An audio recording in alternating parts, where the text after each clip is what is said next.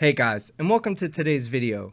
Now you may have noticed that I'm wearing glasses today, and that's because we're about to do an article read from Vice News. Now this article is going to be talking about somebody that I've covered previously on this channel, and that is the new Queen of Canada, Queen Romana Didulo. However, we're going to be calling her by her deserved name, Queen Dildoa. So let's begin. The title of the article is, "The Q-Tard Queen Told Followers They Didn't Need to Pay Bills.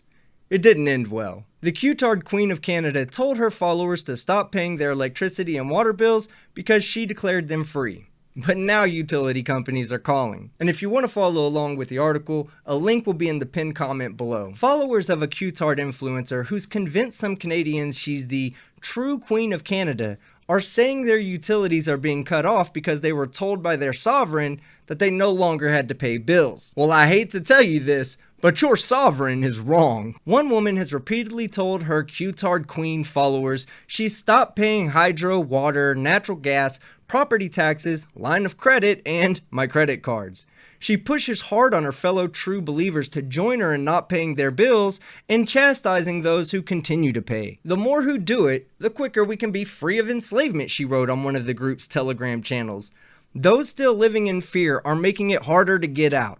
Don't be afraid, because we're in this together. Many others have posted that they too have stopped paying their bills after hearing that Romana Dildoa, a Q-Tard influencer who has them convinced she's running Canada from behind the scenes, made a decree that electricity is free.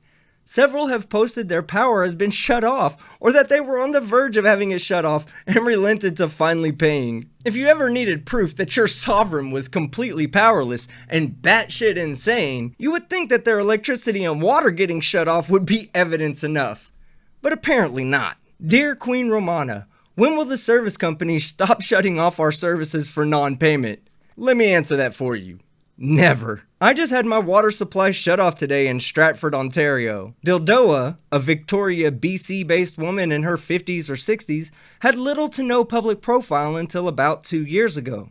The short, soft-spoken Filipino immigrant has since rocketed to popularity over the last 2 years, thanks to other Q-Tard personalities giving her far-fetched claims of essentially running Canada from the shadows a giant boost.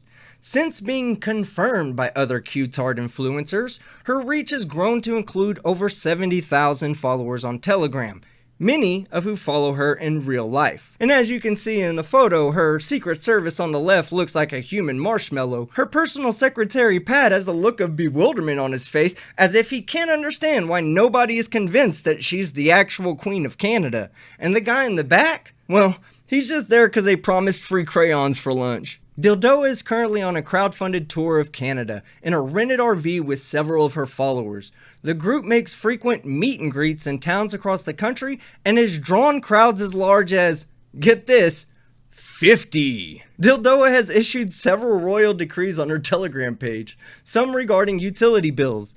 The critical ones are Decree number 24, claiming that electricity is now free in Canada. It's not. Decree number 15, which abolishes income tax. Okay. And Decree 23, which makes water bills illegal.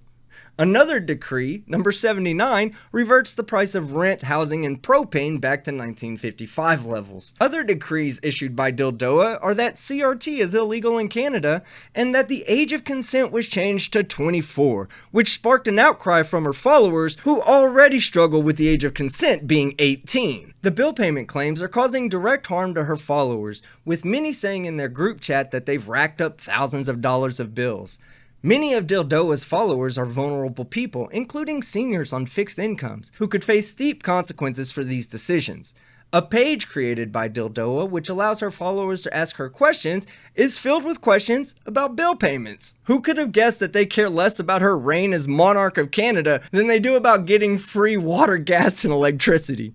Dear Queen Romana, I received a 24-hour notice for the power bill. Should I make a payment or will it be shut off, reads one. It's gonna be shut off. Queen Romana, please. What do I say to the city of Red Deer trying to shut off my water on Monday, reads another. Some said that when they reach out for help about the situation, they're mocked for their beliefs. I mock them. I mock them. People like me, we mock them. Christine Sarteshi, an extremist researcher who specializes in sovereign citizens and their pseudo-legal trickery, has been keeping a close eye on Dildoa and her followers in recent months. Sarteshi says the prevalent discussions about followers' utilities are disconcerting. A couple of times a week, you see somebody who is posting about something like, "Please help me. My utilities are going to get cut off," or something along those lines where they're experiencing some type of negative consequences from attempting to follow her decrees. It looks like the bill payment decree is the one I see mentioned most in the terms of people being harmed. One man who followed Dildoa's decree briefly spoke to Vice World News about his decision to stop paying his bills. He said he ceased payment 4 months ago and has yet to face any negative consequences. He said he's not worried and that the ones who should be worried is the utility companies.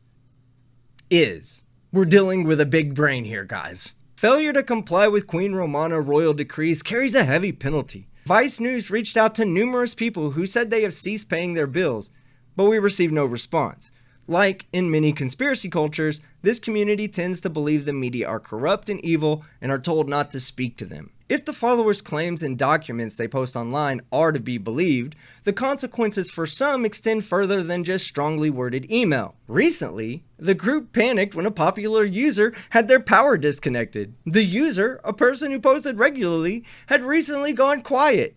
The group rallied around her. "Joanna's power and water supply have been cut off," a follower wrote. Can we get a bunch of we the people to call and email her power company to inform them of the new laws, decrees, and let them know that they're committing criminal offenses against we the people? Everybody put an F in the comments section for Joanna's power and water. The group got together the emails of the heads of BC Hydro who cut off the woman's power and sent them a deluge of emails about Dildoa's decrees and demanding they turn their friend's power back on. This tactic of sending emails about Dildoa's power to utility companies seemed to be the group's primary way of fighting back. If you supply the utility company's email address and your full name, I'll try to do whatever I can to help you get your utilities put back on, one woman wrote to someone who said they had their power shut off. Dildoa has told her followers that those sending the bills are robots, so a few are posting actual images of the threatening messages they're getting from bill collectors and electricity and hydro providers as trophies. One email sent to a woman from a lawyer said she had organized pseudo-legal commercial argument in the nature of a sham debt elimination scheme. One of the things experts have long said is that being involved in these fringe communities can come at great personal cost.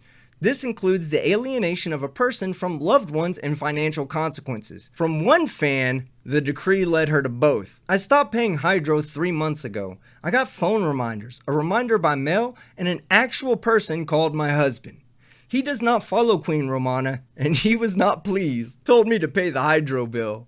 I want to help collapse the government, not my marriage, so I paid." And to that, I say good job, because a husband needs electricity more than he needs a sovereign citizen Neanderthal for a wife. Sarteshi said that she thinks the appeal of Dildoa is the promises that she makes, that the promise of no more taxes or debt is an intoxicating offer for some people. For these people who get so wrapped up in these ideas, they may have to learn the hard way. Until they get their utilities shut off, they may not even realize that it's not real. And that's a great point, because you can only tell a mental midget so many times not to stick their finger in a light socket before you just gotta let electricity bite his ass to teach him a lesson. Some who posted that they stopped paying their bills and faced consequences left the movement and turned on Dildoa. A few of them have joined an online group whose stated goal is to ruin Dildoa. But still, every day her followers report not paying their bills and gleefully brag about the notices that they're racking up. Is some help coming soon? One of her followers asked in early May. No. The warning to stock up and telling us not to pay utilities, etc. is really difficult. I'm scared I'm going to get cut off and won't have money to reconnect. Well, unless you're saving the money that you should be using to pay these bills, that's an inevitable fact. Alright guys, that's the end of the video. I really enjoy doing these article reads as it really feels like I get a chance to put my personality into a video. If you like this video, leave a like. If you disliked it, leave a dislike. Let me know in the comment what you think about Queen Dildoa's followers, and don't forget to subscribe with notifications on so you don't miss tomorrow's video, which happens to be Taser Tuesday number 2. I'm Team Skeptic, and I'm out.